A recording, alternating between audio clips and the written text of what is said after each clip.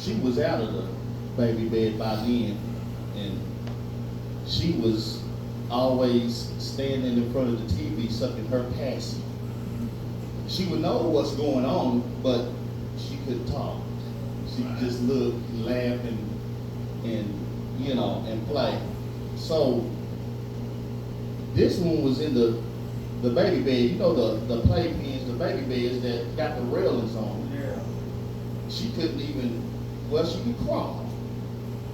And I seen a head peep around the corner, and I thought I had saw something, and it went back and then it peeped around again. I said, oh, and I looked around, and it was this one had done crawled through the hallway. Now, the thing about that is, I'm wondering, how did she get out of that baby bed?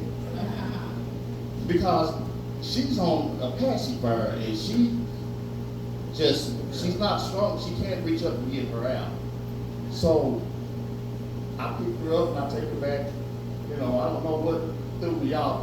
I don't know, but I went back and sit down and I got to thinking about it. How she got there? And I seen her peep again. But this time her head's around the corner, she smiled, baby, they got her teeth. And then when you know how babies do when they see you coming out, they try to crawl and run back. So I pick her up and I put her back in the baby bed. She knew what was going on, but she can't say nothing. She can't talk.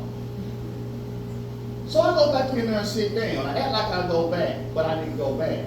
I come and I walk in the room and then turn around and I'm standing at the door because I need to know how she get out here.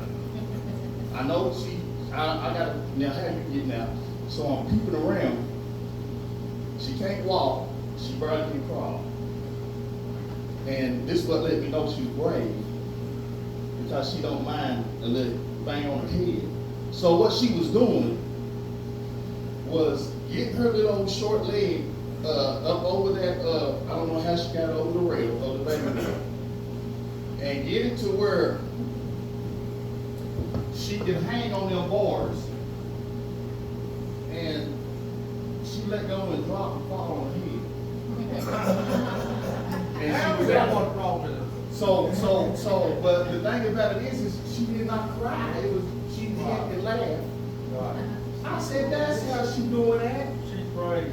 She get her leg over there, and this is going, I'll never forget this. And so she was not scared normally after the first time. A baby would be scared to do that again. But she did it again, and what she was doing was hold on to the rail and then just drop on her head. And she get it over, and this one looking the whole time knowing what's going on, but she can't say nothing. But I remind her of that, and now she's standing right here, and I tell you what, Right. yes, and I've had chastisement. That was a part of my life to where I missed a few years in these two. But when you trust and believe in the Lord will. And when you walk in His ways, like He would direct your path, and He would bring things to pass, and He will put things back together. He said, the Bible said, the Lord would turn the bad to the good for those who know. Yeah. So I missed a part of them, but He restored that. And so growing up, the Bible says, spare the rod, spare the child. What does that mean? You don't chastise them, you don't love them. Yes, according to the scriptures. So I began to chastise with them instead of whooping them. I would raise my voice, and I still do like that today, assuming that is better than to whoop. But come to find out, they tell me that they better just go ahead and get the whoop. And so, man, how many parents in here, when you got to yell at them and when you whoop them, you feel worse than they do? I mean, we may act like we don't, but come on, we behind it, you're crying, and it's hurting you more than it hurt them. And so I begin to second guess myself sometimes, and I ask my wife, I say, man, how about being too hard over the years, the chastising, because it's too a lot of hollering, and a lot of screaming, and a lot of yelling. When I I could have just went ahead and used the switch over there. I chose to just do chastise them that way. But over the years, I guess, second guess myself, I don't know if anybody had done it. So I've been too hard, I asked my wife. And she said no.